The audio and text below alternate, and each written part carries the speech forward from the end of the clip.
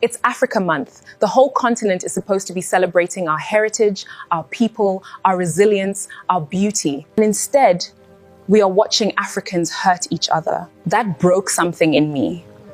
And I couldn't stay quiet about it. What's happening in South Africa right now? The tension, the outrage, the violence toward immigrants, it's being called xenophobia. And I understand why that word gets used. But I think that label is too simple. And simple labels on complex wounds don't bring healing. They just add noise. So let's actually talk about this. Because first, I want to say clearly, not every immigrant in South Africa has done anything wrong. Many came, built, served, and genuinely belonged to their communities. And the violence directed at them is deeply unjust. That is real. But here's what else is real. There are South African women who were used to marry men just so those men could get documentation. And then were never paid. Left in marriages that trapped them. There are communities that watch their children get pulled into drugs, kidnapped, exploited By people the community once welcomed with open arms. Situations that were reported and ignored over and over again. So when people say the anger is misdirected, yes, some of it is.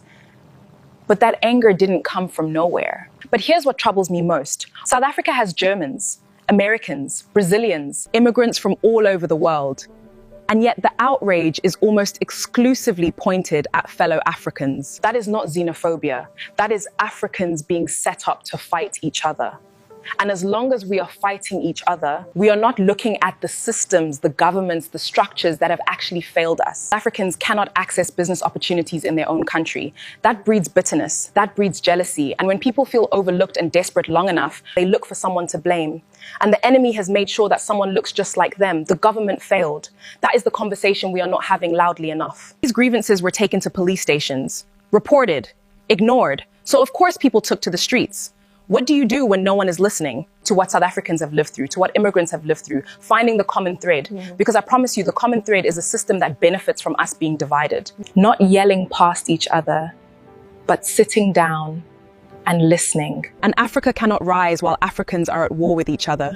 We were not designed to be enemies. We are one people, diverse, yes, but one, with one continent, one story, one future. And the moment we remember that is the moment we choose truth and unity over the bitterness that has been carefully fed to us. That is when things actually begin to shift. This conversation matters. Share it with someone who needs a different perspective. And if you're part of the African It Girl Edit, you already know we don't do surface level here. We go deeper because that's where the truth lives.